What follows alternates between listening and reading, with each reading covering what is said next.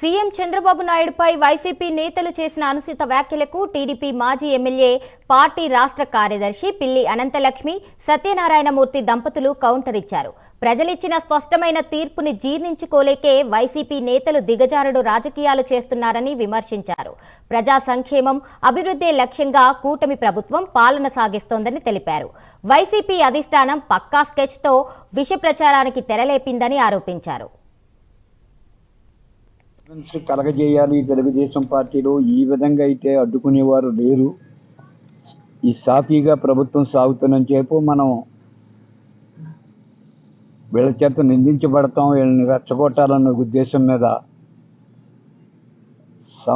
సమయాలు సందర్భోచితం లేకుండా మరి అంబటి రాంబాబు గారు సాక్షాత్తు మరి సుమారు 13-14 సంవత్సరాలు ముఖ్యమంత్రిగా చేసి ప్రస్తుతం రెండో సంవత్సరంలో కొనసాగుతున్న రెండవ సంవత్సరంకి అడుగెడుతున్న సందర్భంలో ఈ కూటమి ప్రభుత్వానికి జాతీయ తెలుగుదేశం పార్టీ అధ్యక్షుడైన మరి సీనియర్ పొలిటీషియను మరి ఆయన్ని దుర్భాషలాడటం కేవలం అతనికి ఆలోచన విధానంతో చేసిన పది కాదు, వెనక